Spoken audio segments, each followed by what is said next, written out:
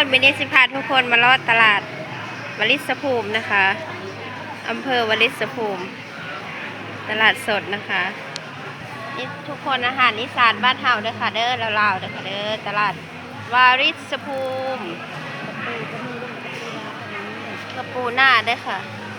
เยอะแยะมากมายตลาดใหญ่มากเลยพี่น้องตลาดวลิสนะคะวลิสภูมิเขาขายเป็นล็อกนะคะผักล็อกหนึ่งอาหารล็อกหนึ่งนะคะขนมน้ำล็อกหนึ่งเขาขายเป็นระบบระเบียบมากเลยตัวกระปูนี่เป็นตาสะอ่อนขนาดเลย3 กรัม100แม่นอยู่ป่ะ100จ้ะทุกคน100 เดียวเด้อค่ะเด้อหวายได้จ้ะ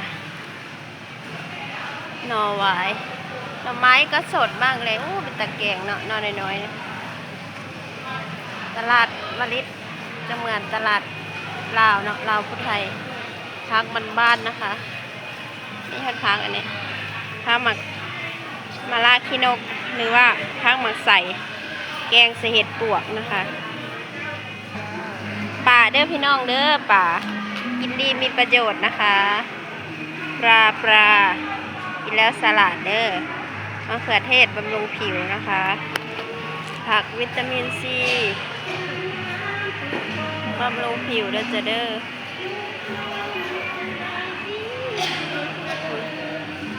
ไข่ตู้งามอาหารบ้านเฮาเด้อค่ะเด้อ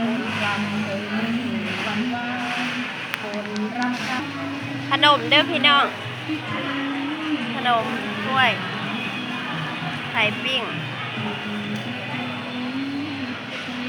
อาหารบ้านเฮา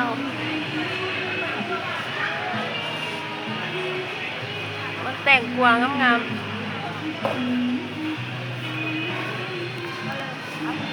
ใหญ่มากจานละ20 บาทได้พี่น้อง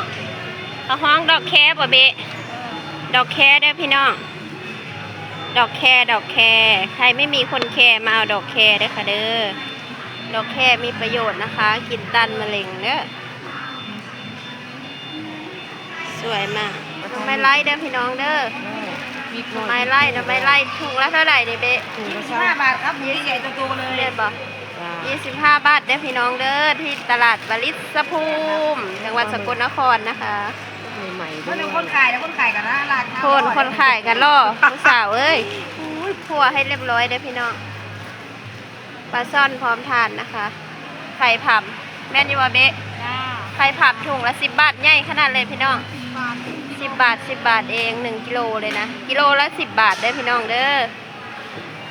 นี่กินดีมีประโยชน์ต้านมะเร็งนะคะเขาเรียกอะไรกระเจี๊ยบเขียวนะคะกระเจี๊ยบเขียวอ่อนกินดีเด้อพี่น้องต้านประโยชน์ของเขาคือต้านมะเร็งนะคะแม่นคุณประโยชน์ของเขานะคะไก่กระโตงามไก่บ้านอันโตนึงเท่าไหร่นี่ไงกิโลบ่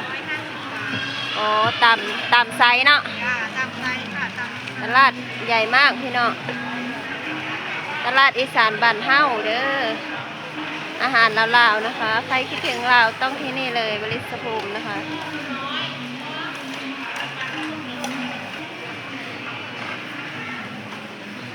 ลิ้นฟ้าได้ค่ะเด้ออันนี้มากอย่างเบนี่มากงองแง่งบ่บัวเบี่ยมเด้อพี่น้องโอ้มีบัวเบี่ยมบ้านเฮาเด้อพี่น้องเด้อหมากใหญ่ๆเลยกล้วยมะกล้วยอย่างนี้กล้วยเม็ดกล้วยยวนโอ้จานละเท่าไหร่นี่จานละ20 บาทบาทหลายแท้20 บาทงามขนาดเลยพริกหยวกเอาไปผัดเด้อพี่น้องเด้อผัดนะจ๊ะ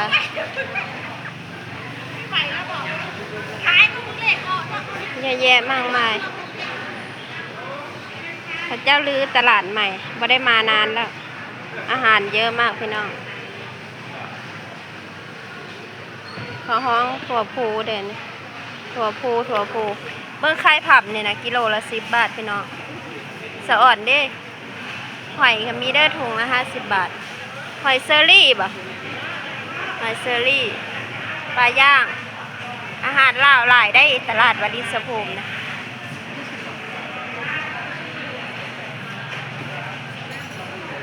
เฮ็ดเด้อพี่น้องเฮ็ดจ้ากินดีมีประโยชน์นะคะมื้อนี้สิพาทุกคนบุกรีวิวตลาดวาริชภูมินะคะขออนุญาตถ่ายเด้อเบเด้อเฮ็ดเด้อพี่น้องเด้อยูทูบเบอร์ค่ะเฮ็ดเด้อพี่น้องเด้อ ปลาย่างกระปูระบาดกระปูเยอะอู้อันปลาอย่างนี้ปลาเสด็จบ่ปลาเสด็จเด้อพี่น้องปลาเสด็จธรรมชาติตัวเล็กๆเนี่ยลูกแล้วจากบ้านดิป้าข้าวเมาเนี่ย ก็เมามี50ที่100ที่200โอ้ข้าวเมาจากข้าวเมาข้าวไหม้ได้นี่ นายอ ข้าวเมาบ้านนายอบ่ แม่นอ่อน โอ้หนูมาจากพังโคนพุ่นได้นี่ น่ะผมมาหาไทยตั้งแต่อันนั้นละแล้วมันดีหั่นต้องกบกับมีในกิโลคิโป้งกับมี รอได้อพี่น้องอู้สะอ่อนนัด สวัสดีจากเมื่อวันนี้พวกในคิโป้งขุด ถุ มาง ใหม่ ถุงเท่าไหร่นี่ป้า 200 100ตัวละ ร้อย 3 ตัว บาท ตัวละ20 บาทสะอ่อนเนาะ ครับหรือไม่กบกับมีผู้ยางมาเดี๋ยวขึ้นมานะครับ โอ้สุดยอด ขายก็จะได้นอนขาย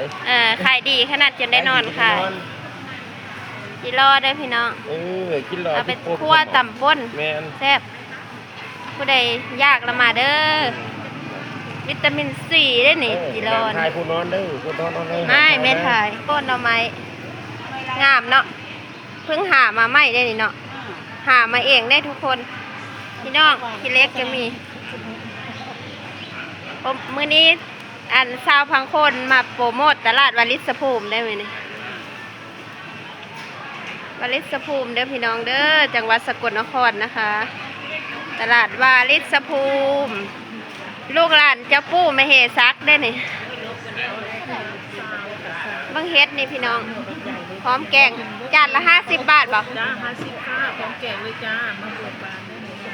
ย 50 บาทได้อพี่น้องเพราะว่าเป็นล่อแหลม